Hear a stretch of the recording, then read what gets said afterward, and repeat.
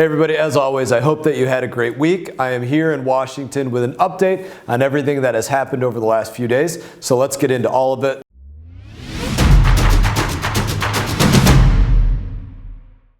There was a big event this week over at the White House as President Trump labeled April 2nd American Liberation Day, announcing his tariff plans to level the playing field with our trade partners around the world. This is important for getting things to turn inward to the United States of America and address where we have been taken advantage of. America has been taken advantage of for far too long with outrageous tariffs in a number of different places. 50% imposed by the EU on American dairy, as one example. 300% tariffs from Canada on American butter and cheese. I could give lists of hundreds of items across the globe of where our goods are being tariffed. We are being ripped off. And the president says it ends now. We're putting an end to it, and we're putting American workers and American companies first. Now, back here at the Capitol, we had an exciting week as well, not just over at the White House, but here at the Capitol as well. I introduced two new pieces of legislation to support our troops and to support our veterans. The first is called the No Tax on Military Bonuses Act. As you all know, we are working on a tax cuts bill right now, working on extending the tax cuts that we put in place back in 2017, making sure that those are permanent, making sure that there's not the largest tax hike in American history because those tax cuts are not extended. That's what would take place. So think about all those Democrats that are talking about not supporting extending our tax cuts. That's what they would be voting for, making the largest tax hike on Americans. And what we're looking at right now are what are going to be future tax cuts. Why? Because you all go to work. It's your money. The government needs to learn how to do more with less and make sure that the American people get to do more with more, because it's your money. You should absolutely get to do more with your money. It's all yours. So our military service members, they proudly raise their right hand and they swear to defend our country, and in return, they deserve to keep every cent of the bonuses that they go out there and earn when they're re-enlisting into the military. But unfortunately, that's not the case. Under current law, service members are taxed on their marginal tax rate for these bonuses. And while those deployed in combat zones are exempt from tax,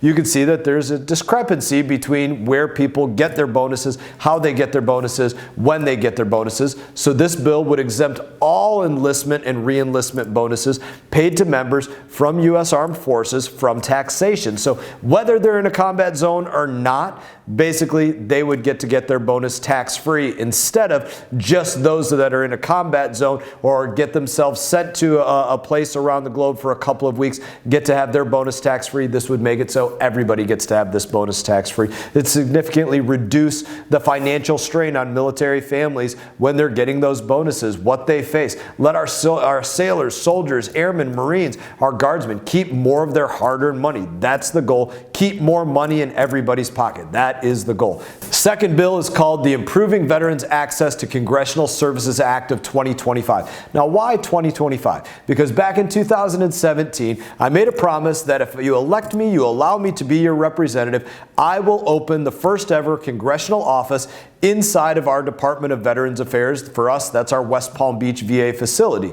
And in the 2 years that my office was open, our staff helped over 500 veterans and people that worked in the VA. In 2019, the Department of Veterans Affairs, they closed my office. They evicted me. They wouldn't let me in, and other members of Congress as well, who were also using those spaces, right? Because we made this a bipartisan thing where there were Republicans and Democrats that were servicing their veterans inside of the VA. One-stop shopping, making it more convenient for them to get the health care that they earned, talk about things with veteran service providers, and work with their representative on anything that they might have a concern or an issue about. They quite literally shut the door on many who need assistance, some even suffering from mobility issues that would make traveling to separate office spaces difficult. Now, thanks to VA Secretary Doug Collins, we were able to reopen our office at the West Palm Beach VA this week.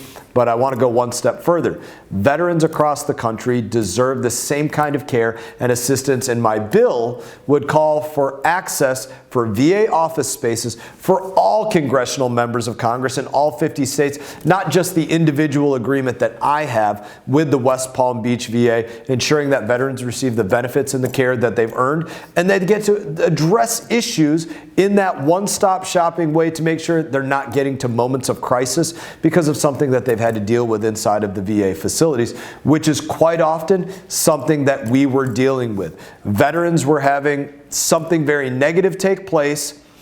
They wanted to speak to somebody, and they had access to one of their highest levels of government, their representative, right there inside of the VA, and we were able to prevent moments of crisis because we were able to diffuse the situations. And that's what we're trying to do, is get back to that point, but make it the case for all representatives. Finally, on the House floor this week, we voted on 2 disaster relief bills. Florida is no stranger to natural disasters, so I was proud to vote in favor of the Filing Relief for Natural Disasters Act and the Disaster-Related Extension of Deadlines Act. Those are a mouthful for each one of those. Now, for those of you working to rebuild their lives after a hurricane or a tornado or anything else, we know that filing taxes by April 15th is the last thing that's on your mind if you had a natural disaster that you were just impacted by. Now, these 2 bills, they give more flexibility to those impacted by postponing the tax deadlines and extending the time frames for victims to receive a tax refund or a credit that they were rightfully owed.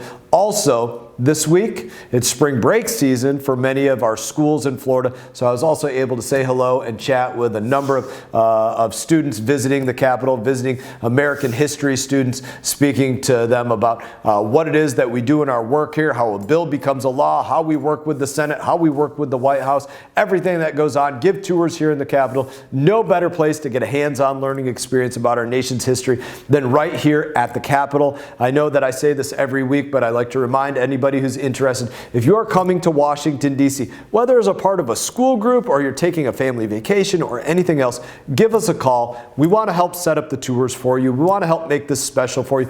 I want to meet with you. I want to know what keeps you up at night, what you're interested in, what it is that you work on throughout the day, how things are affecting you in life. I want to know about all of those things because it helps to make me a better representative. And so I hope that you give me that opportunity and come meet with us when you're coming through Washington, D.C. As always, it was a busy week. I was honored to be able to represent you here in Washington, D.C. And on that note, I hope that you all have a great weekend. I look forward to seeing you all around, and you all take care. Hey everyone, thank you for watching this video. If you enjoyed the video, please click like and subscribe. I will be back on YouTube with more exclusive content, so stay tuned.